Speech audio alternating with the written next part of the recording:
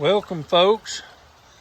Wanted to give you a brief rundown here. I'm outside of West Jefferson now. I'm over close to one of the Christmas tree farms, and I'm in the creek. And wanted to show you how this creek is washed out and how it's eroded away some of the banking. And this creek here evidently did not get a whole lot of pressure on it, because it's still here. It's an old wooden pylon bridge. Climbed down in the creek so you could see the debris here that's piled up on the center pylons. They're not too bad, but I did want to show you something that I found over here just a few minutes ago. And we was talking about the toxic water that we found in different locations, and how this stuff is showing up everywhere. So we're gonna come over here and look at it, and I want to take a stick and kindly prod it and just show you what we're talking about here. Let's look at this right here. You see how this looks like it's got, let me zoom in there. See how that looks like it's got fuel on top of it? You see that? This is what we're talking about, folks. This is why we're trying to protect people that's wanting to come up and work. This is what we're wanting to stay away from. But see this? See how this is? Right here in the creek, and it smells too. It's got a bad odor to it. It's got a really bad odor to it. So this is what we was trying to steer people away from when they come up to these areas. And here it is. Here's your toxins in the water. And this is right here by the creek. So I wanted you to see this. See how that bubbles up? What's this? See them bubbles popping up?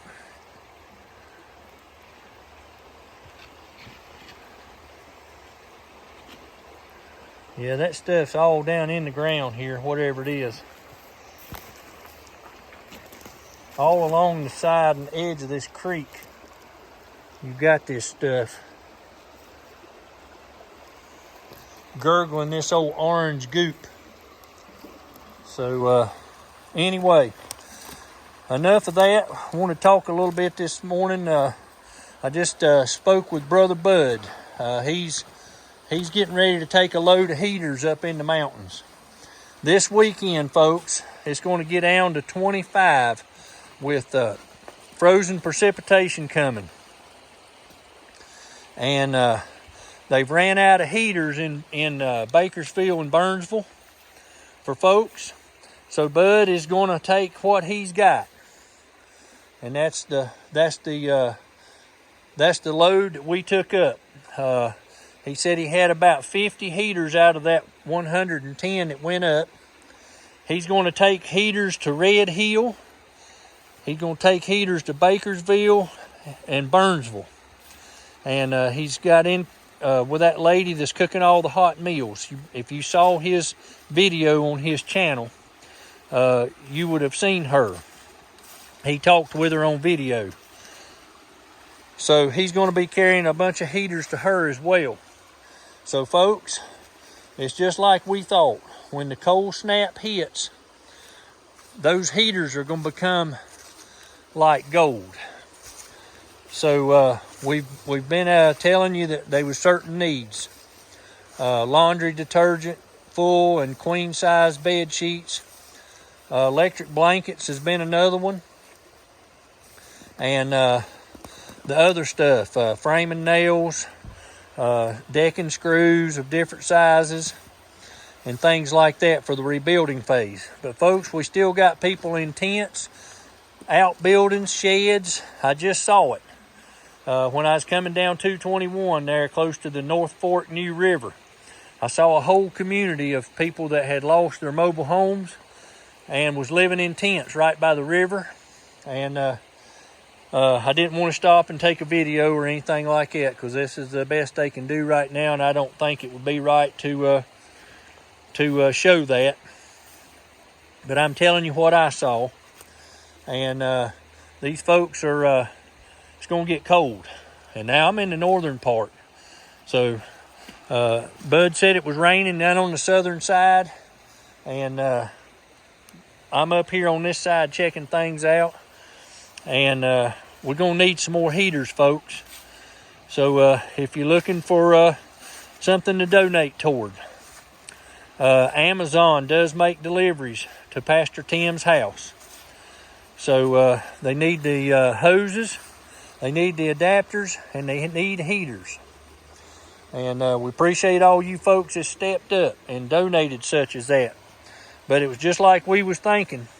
What we had was a great number, but I knew it was going to fall short of what was needed, because there's well more than 100 people sitting in tents and outbuildings and barns and sheds and things like that.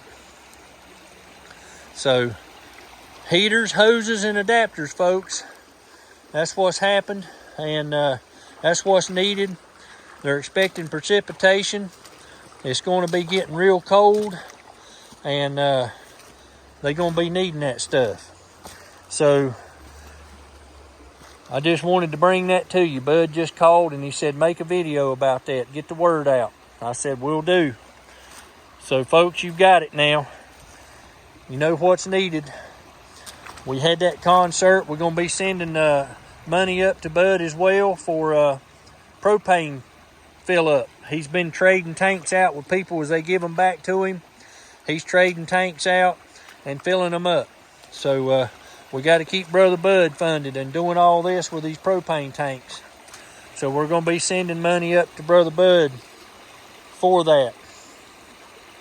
But we appreciate you joining us, and we hope everybody has a blessed evening. And just keep these folks in your prayers as we're looking at all this stuff that's got to be fixed, and people that are trapped. I saw a lot of footbridges this morning too, where people, cars is on one side of the river in their house, and the house is fine, but they can't get out. They're stuck until the bridge gets fixed. And there's a lot of local people up here using their tractors and excavators and anything else they can do to help the neighbor out, and that's what's going on. So anyway, we appreciate you joining us. Have a blessed evening, and remember those folks in your prayers.